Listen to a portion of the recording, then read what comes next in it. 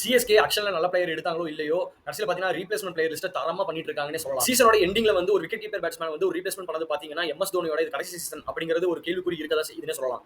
Hi மக்களே! So AYUSH Mhatre, டிவால்ட் Brevis இந்த 2 ஒரு ரீப்ளேஸ்மென்ட் பிளேயருக்கு அப்புறம் பார்த்தீங்கன்னா, சிஎஸ்கே இன்னொரு தரமான இன்னொரு ரீப்ளேஸ்மென்ட் பிளேயர் உள்ள இறக்கியிருக்காங்க. யாருக்கு பதிலா பார்த்தீங்கன்னா, வன்ஷ் பேடி நம்ம விக்கெட் கீப்பர் பேட்ஸ்மேன் அவருக்காக நிறைய ஆப்பர்ச்சுனிட்டி குடுக்கணும் அப்படின்னு சொல்லி நிறைய பேசிட்டு இருந்தோம். பட் ஆனா அவர் பார்த்தீங்கன்னா, ஆர்சிபி மேட்ச்ல வந்து டெபுட் பண்ண வேண்டியதா இருந்த கட்டத்துல பார்த்தீங்கன்னா, அவருக்கு ஒரு ஆங்கிள் ட்விஸ்ட் ஆனதுல பிரச்சனை ஆயிடுச்சுன்னு சொல்லியிருக்காங்க. ஸோ அவருக்கு பதிலா இப்போ வந்து இன்னொரு விக்கெட் கீப்பர் பேட்ஸ்மேனான உர்வில் பட்டேல சிஎஸ்கே இப்போ ரீப்ளேஸ் பண்ணியிருக்காங்க. யார் இந்த உர்வில் பட்டேல் அப்படின்னு பார்த்தீங்கன்னா, அவர் ஆல்ரெடி ஐபிஎல்ல குஜராத் டைட்டன்ஸ்க்காக சீசன்ல இருந்திருக்காரு. ஆனா மேட்சஸ் எதுவும் ப்ளே பண்ணதில்ல அப்படிங்கிற மாதிரி சொல்லியிருக்காங்க. உர்வில் பட்டேல் பார்த்தீங்கன்னா 26 இயர்ஸ் தான் அவருக்கு ஏஜ் ஆகியிருக்கு இது வரைக்கும். அவருக்கு பார்த்தீங்கன்னா ஒரு எக்ஸ்ப்ளோசிவ் பேட்ஸ்மேன் அப்படின்னு சொல்லி குஜராத் சர்க்கிள்ல வந்து சொல்றாங்க. அவர் வந்து டொமஸ்டிக் சர்க்யூட்ல வந்து குஜராத்துக்காக ஆடிட்டு இருக்காரு. ஸோ அவர் பார்த்தீங்கன்னா நிறைய நிறைய ரெக்கார்ட்ஸ் பண்ணியிருக்காரு. சையத் முஸ்டக் அலி டிராஃபில ஃபாஸ்டஸ்ட் செஞ்சுரி அடிச்சிருக்காரு 28 பால்ல.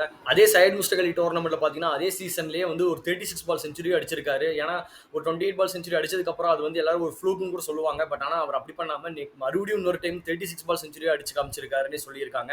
ஸோ அவர் பார்த்தீங்கன்னா ஒரு விக்கெட் கீப்பர் பேட்ஸ்மேனா இருக்காரு. அவர் வந்து ஒரு டாப் ஆர்டர் பேட்ஸ்மேன், அவர் ஃபினிஷர் அந்த மாதிரி எதுவும் கிடையாது. அவர் வந்து ஒரு top order batsman, opening one down அந்த மாதிரி ஆடக்கூடிய ஒரு பேட்ஸ்மேன் அப்படின்னு சொல்றாங்க. ஸோ அவரோட ஸ்ட்ரைக் ரேட் பார்த்தீங்கன்னா 2020 ஸ்ட்ரைக் ரேட் அது சைட் மிஸ்டேக் அலியில் இருக்கும் பார்த்தீங்கன்னா 230 ஸ்ட்ரைக் ரேட் வச்சிருந்திருக்காரு. ஸோ அது வந்து ஒரு சூப்பர் அமேசிங் ஸ்ட்ரைக் ரேட்னே சொல்லலாம். ஒரு ஓப்பனிங் பேட்ஸ்மேனுக்கு அது வந்து மிகப்பெரிய ஸ்ட்ரைக் ரேட். அதுவும் இல்லாமல் அந்த ரன்ஸ் பார்த்தீங்கன்னா 315 ரன்ஸ் அடிச்சிருக்காரு. ஏன்னா 315 ரன் அடிச்சு அதுவும் 230 ஸ்ட்ரைக் ரேட் அடிக்கிறது ஒரு பெரிய விஷயம். அதுக்கப்புறம் பார்த்தீங்கன்னா விஜய் ஹசாரே டிராஃபி அந்த சீசன்ல பார்த்தீங்கன்னா அங்கே ஆடும்போது அதில் பார்த்தீங்கன்னா 41 பால் செஞ்சுரி அடிச்சிருக்காரு.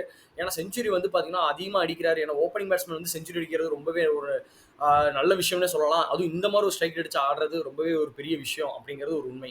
ஸோ இவ்வளோ ஸ்ட்ரைக் ரேட் இவ்வளோ ரன்ஸ் அடிச்சும் ஏன் அவர் வந்து ஆக்ஷன்ல எந்த டீமே பிக் பண்ணல அப்படிங்கிறது ஒரு ஒரு பெரிய கேள்விக்குறி தானே சொல்லலாம். என்னமோ தெரியல. பட் ஆனால் எந்த டீமுமே அவருக்கு ஒரு பேஸ் பிரைஸ்ல கூட அவர் வாங்காம விட்டுட்டாங்கிறது ஒரு உண்மை. ஸோ இப்போ பார்த்தீங்கன்னா அவருக்கு ஒரு ஆப்பர்ச்சுனிட்டி கிடைச்சிருக்கு. சிஎஸ்கே வந்து வன்ஷ் பேடிக்கு பதிலாக இப்போ வந்து இவரை ரீப்ளேஸ் பண்ணியிருக்காங்க. ஒரு 30 லேக்ஸ் அவரோட பேஸ் பிரைஸ்லேயே வந்து ரீப்ளேஸ் பண்ணியிருக்காங்க. ஸோ சிஎஸ்கே பார்த்தீங்கன்னா இப்போ வந்து ரீப்ளேஸ்மெண்ட்ல வந்து பட்டை கிளப்பிட்டு இருக்காங்கன்னே சொல்லலாம். ஏன்னா ஆக்ஷன் டேபிள வந்து கோட்டை விட்டுட்டாங்கன்னே சொல்லலாம். ஏன்னா எல்லாமே ஒரு எக்ஸ்பீரியன்ஸ் பிளேயர்ஸ்க்காக போய் அந்த மாதிரி ஒரு ஃபெயிலியர் ஆயிடுச்சு. பட் ஆனால் இப்போ சிஎஸ்கே புரிஞ்சுக்கிட்டாங்க, தெரிஞ்சுக்கிட்டாங்க. யங்ஸ்டர்ஸ் தான் நல்லா பண்றாங்கிறது புரிஞ்சுட்டு அதுக்கேற்ற மாதிரி டொமஸ்டிக் சர்க்கியூட்ல ரொம்ப நல்லா ஆடிட்டு இருக்க பிளேயர்ஸ் எல்லாருமே கண்டுபிடிச்சு அவங்களுக்காக ஸ்கவுட்டிங்ல வந்து இப்போ ட்ரையல்ஸ் எல்லாம் நடத்தி ஸோ சிஎஸ்கே பார்த்தீங்கன்னா அந்த ட்ரையல்ஸ் மூலியமா தான் வந்து உர்வில் பட்டேல வந்து எடுத்திருக்காங்கன்னு சொல்லியிருக்காங்க. ஸோ பார்த்தீங்கன்னா அவருக்கு வந்து ஒரு ஆப்பர்ச்சுனிட்டி கொடுத்துருக்காங்க. அதில் பார்க்கும்போது அந்த ட்ரையல்ஸில் வந்து ஒரு 20 பால் 41 ரன் அடிச்சிருக்காரு முதல் டைம் ஆடும்போது. அடுத்தது பார்த்தீங்கன்னா 20 பால் 50 ரன் அடிச்சிருக்காரு. அதே அந்த ஆடினது 2 இன்னிங்ஸ்லேயே வந்து சிஎஸ்கே மேனேஜ்மெண்ட் வந்து ரொம்ப இம்ப்ரெஸ் பண்ணியிருக்காரு. ஸோ அவரை வந்து இவர் டீமில் இருந்தால் நல்லா இருக்கும் அப்படின்னு சொல்லிட்டு உடனே சிஎஸ்கே வந்து வன்ஷ் பேடி வந்து இன்ஜுரி ஆனதுக்கப்புறம் அவர் வந்து ரீப்ளேஸ்மெண்ட் பண்ணியிருக்காங்க. ஓகே, இப்போ ஒரு முக்கியமான விஷயத்துக்கு வருவோம். ஏன்னா சீசன் பார்த்தீங்கன்னா எண்டிங் ஆயிடுச்சு. சிஎஸ்கேக்கு இனி ஒரு 3 மேட்ச் தான் இருக்கு. ஏன்னா நம்மளுக்கு பிளே ஆஃப் ஆப்பர்ச்சுனிட்டி கிடையாது. ஸோ இனி 3 மேட்ச் இருக்கிற நிலைமையில எம்எஸ் தோனி தான் விக்கெட் கீப்பிங் பண்ண போறாருன்னு நம்மளுக்கு நல்லா தெரிஞ்ச விஷயம் தான். அப்படி இருக்கும்போது வன்ஷ் பேடி அடுத்த வருஷம் திரும்பி வந்துருவாரு, இன்ஜுரி முடிஞ்சு வந்துருவாரு அப்படின்னு நம்மளுக்கு தெரியும் தான். இருந்தாலுமே இந்த சமயத்துல இந்த வெறும் 3 மேட்ச் இருக்கிற சமயத்துல எதுக்காக சிஎஸ்கே வந்து ஒரு விக்கெட் கீப்பர் பேட்ஸ்மேனை வந்து ரீப்ளேஸ்மெண்ட் பிளேயரா உள்ள கொண்டு வந்திருக்காங்க. அது இவ்வளவு ட்ரையல்ஸ் எல்லாம் நடத்தி இவ்வளவு எல்லாமே செக் பண்ணி நல்லா ஆடுவாரா இல்லையான்னு சொல்லி எல்லாமே பார்த்து ஒரு கன்க்ளூஷன் கொண்டு வந்து இவருக்கு உர்வில் பட்டேல் ஏன் கொண்டு வந்திருக்காங்கன்னு பார்க்கும்போது ஒரு பெரிய கேள்விக்குறி வருது.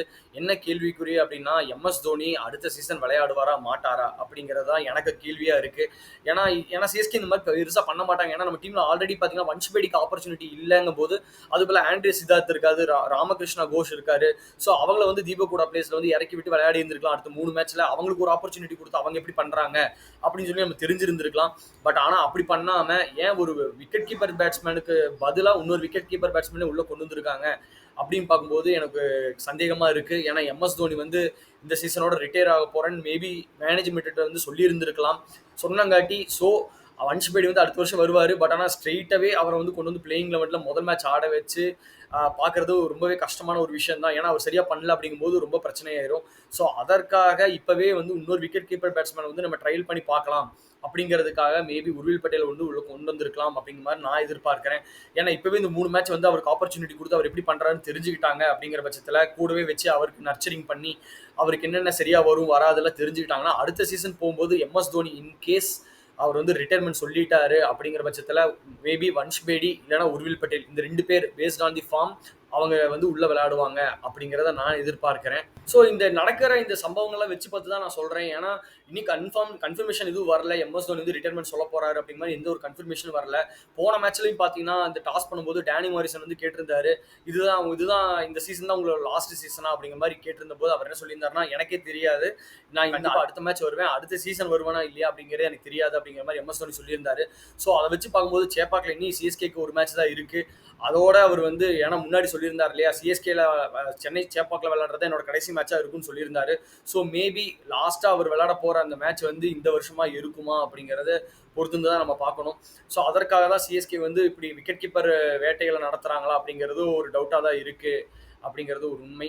ஸோ நீங்க சொல்லுங்க, எம்.எஸ். தோனி ரிட்டையர்மெண்ட் ஆகறாரா இல்லையா? இது என்ன சிம்டம்ஸ்ல என்ன காட்டுது அப்படிங்கிறதெல்லாம் உங்களோட கருத்துக்கள்லாம் கமெண்ட்ஸ்ல சொல்லுங்க. அப்படி எம்.எஸ். தோனி ரிட்டையர்மெண்ட் ஆனார்னா, வன்ஷ் பேடி இல்ல உர்வில் பட்டேல் இவங்க 2 பேரும் எம்.எஸ். தோனியோட பிளேஸ வந்து டேக் ஓவர் பண்ணிக்குவாங்களா? அவங்க வந்து கரெக்ட்டான ஒரு மேட்சா இருப்பாங்களா? அப்படிங்கிறத நீங்க கமெண்ட்ஸ்ல உங்க தாட்ஸ் எல்லாம் கமெண்ட்ஸ்ல சொல்லுங்க. தேங்க்ஸ் ஃபார் வாட்சிங் தி வீடியோ. இந்த வீடியோ உங்களுக்கு பிடிச்சிருந்தா லைக் பண்ணிருங்க. ஷேர் பண்ணுங்க, சப்ஸ்கிரைப் பண்ணிக்கோங்க. பாய்.